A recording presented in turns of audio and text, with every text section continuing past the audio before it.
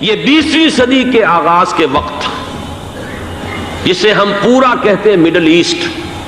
بلکہ صرف middle asset نہیں، پورا شمالی افریقہ سلطنت عثمانیہ کا حصہ تھا، خلافت عثمانیہ۔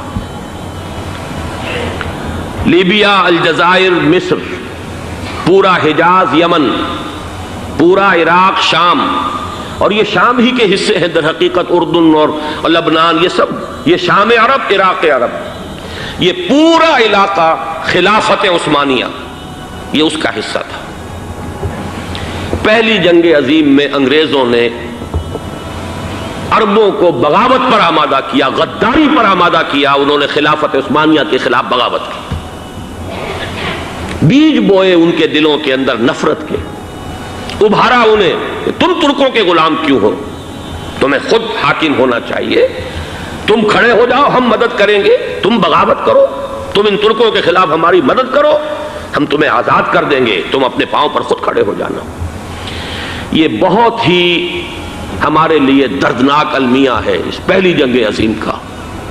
کرنل لارنس جیسا شخص، برطانوی استعمار، اور اس کے نتیجے میں عربوں نے بغاوت کی۔ اور اس قدر دردناک بات آپ کو بتا رہا ہوں، میں پہلی مرتبہ جب سن 62 میں حج کے لیے گیا مدینہ منورہ میں، ابھی وہ ریل کے انجن کھڑے ہوئے تھے۔ یہ ترکی کے زمانے میں، سلطنت عثمانیہ کے زمانے میں بغداد سے مدینے تک ریلوے لائن تھی۔ یہ پورا ایک عالم سلطنت عثمانیہ، صرف سلطنت نہیں، خلافت عثمانیہ، پوری پوری ٹرینیں جو ہے ترکوں کی اڑائی گئی، ہزاروں ترکوں کو شہید کیا گیا، یہاں تک کہ صحن حرم میں شہید کیے گئے سینکڑوں ترک۔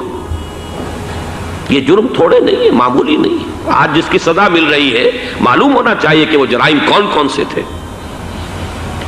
اب بھی جو لوگ گئے ہیں انہوں نے دیکھا ہوگا، ترکی کا قلعہ موجود ہے اوپر پہاڑی کے اوپر، حرم کا جو سب سے بڑا دروازہ ہے باب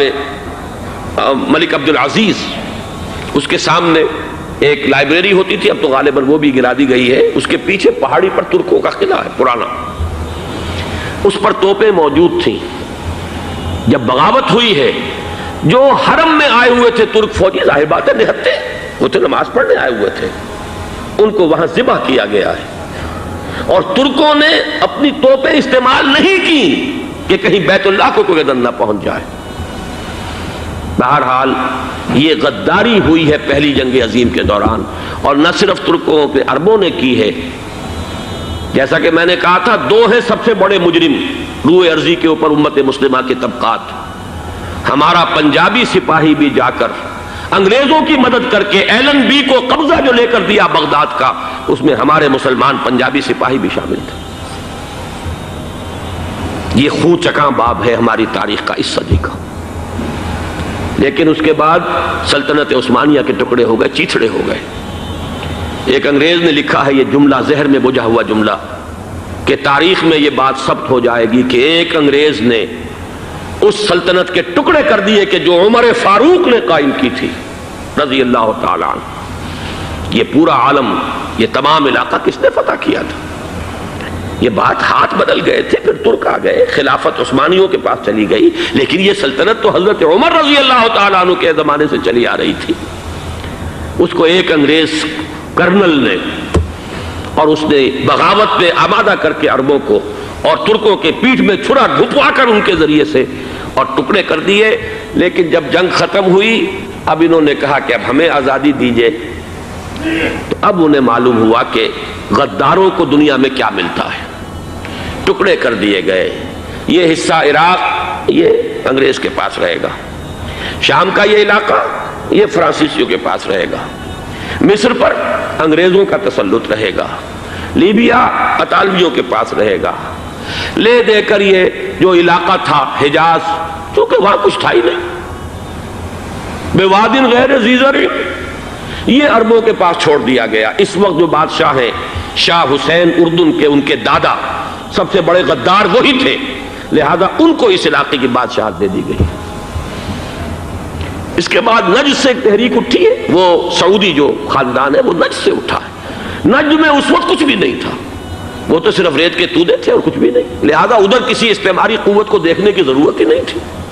وہ تو بعد میں تیل برآمد ہوا اور اس کی حیثیت ہو گئی، اور یہ امارات کا علاقہ جو ہے اس کی دنیا میں اب گویا کہ یوں سمجھیے کہ جو سب سے زیادہ اہم علاقے ہو سکتے ہیں روئے ارضی کے نقشے پر، ان میں سے ایک وہ ہو گیا، لیکن یہ اس وقت کی بات میں کر رہا ہوں، کوئی حیثیت نہیں تھی، لہذا اس کو چھوڑ دیا گیا۔ یہ ہے تاریخی پس منظر، یہ لکیریں جو کھینچی گئی ہیں، یہ ایک ملت اسلامیہ کو جو قومیتوں میں تقسیم کیا گیا، پھر نعرے لگوائے گئے المصر للمصریین الشام للشامیین۔ اب شامی ایک علیحدہ قوم ہو چکے ہیں، مصری ایک علیحدہ قوم ہو چکے ہیں، عراقی ایک علیحدہ قوم ہو چکے ہیں۔ یہ ساری تقسیمیں استعمار کی پیدا کرنا ہے، اس کا کوئی تعلق اسلام کے ساتھ نہیں۔ اب ضرورت تو اس بات کی تھی کہ استعمار کے پنجے جب یہاں سے کچھ ہٹے، دوسری جنگ عظیم کے بعد ایک دور آیا، امریکہ ابھرا ہے دنیا کی عالمی سطح پر سیاست میں، اس کے ہاں کچھ آزادی کے تصورات تھے، اس نے بھی سپورٹ کیا۔ برطانیہ کمزور ہو چکا تھا، وہ اتنے بڑے علاقے کو اب ہولڈ نہیں کر سکتا تھا۔ ہندوستان بھی آزاد ہوا، پھر یہ کہ اور دوسرے علاقوں سے بھی اس کو پسپائی اختیار کرنی پڑی۔ استعمار کے پنجے جس طرح بھی ہوئے، ان کے سینوں سے، عربوں کے سینوں سے جو ہے گویا کہ وہ ہٹے، لیکن امریکہ نے ایک اپنی بہت بڑی حکمت عملی جو اختیار کی، عالم عرب کے سینے میں اسرائیل کا خنجر پیوست کر دیا، تاکہ یہ کبھی آزاد نہ ہو جائیں، ہمارے انگوٹھے تلے رہے، ہماری پالیسی گورن کرے۔ یہ استعمار کا دوسری جنگ عظیم کے بعد، جہاں برطانوی استعمار، فرانسیسی استعمار رفتہ رفتہ یہ ہٹنے شروع ہوئے۔ صدر ناصر نے انگریزوں کو اٹھا کر پھینکا میڈیٹرینین میں اور دوسرے جگہوں سے، الجزائر نے آزادی حاصل کی فرانس سے، اطالویوں سے جو ہے لیبیا والوں نے آزادی حاصل کی، یہ ہو گیا، لیکن ایک خنجر پیوست کر دیا گیا اسرائیل کا سینہ عرب میں۔ اس صورتحال میں ظاہر بات ہے کہ ایک تو بڑی آئیڈیل پوزیشن تھی کہ پورا عالم اسلام متحد ہو، لیکن وہ تو بہت دور کا خواب معلوم ہوتا ہے۔ علامہ اقبال سے بڑا کوئی نقیب نہیں ہے ملت اسلامی کی وحدت کا۔ ایک ہو مسلم حرم کی پاسبانی کے لیے، نیل کے ساحل سے لے کر تا بخاک کاشغر، لیکن انہیں بھی اپنے لیکچرز میں کہنا پڑا کہ اس وقت جو صورتحال ہے، پورے عالم اسلام کی ایک وحدت بن جانا تو تقریباً ناممکن نظر آ رہا ہے۔ اگر کسی طرح ایک common wealth of Muslim nations وجود میں آ جائے تو بھی بڑی کامیابی ہوگی، لیکن اس سے بھی پہلے یہ تو زیادہ آسان تھا کہ عالم عرب ایک وحدت کی شکل اختیار کر لے۔ یہ تو ایک قوم ہے، اکثر و بیشتر ایک نسل یا زیادہ دو نسلیں کہہ دیجئے، شمالی افریقہ میں بربر نسل بھی ہے، باقی تو سب عرب ہیں۔ یہ پورا عالم ایک نسل، ایک زبان، پورے اتنے رقبے کے اوپر بولے جانے والی ایک زبان، یہ تو ایک ہو جائے۔ افسوس یہ ہے کہ اس کا ایک ہو جانا، ایک شخصیت ابھری تھی جو مذہبی مزاج کی شخصیت تھی، جو دینی مزاج کی حامل شخصیت تھی، اگر اس کی قیادت میں عالم عرب متحد ہو جاتا تو واقعتاً ایک بہت بڑا جو ہے مرحلہ وہ طے ہو جاتا پوری عالمی ملت اسلامیہ کی ایک وحدت اختیار کرنے کا۔ وہ شخصیت تھی شاہ فیصل شہید کی، اور اس لفظ کے ساتھ ہی آپ کے ذہن میں آ گیا ہوگا کیوں انہیں شہید کر دیا گیا، کس نے کرایا، کہاں سے تعلیم حاصل کر کے آیا تھا وہ جس نے شہید کیا شاہ فیصل شہید کو،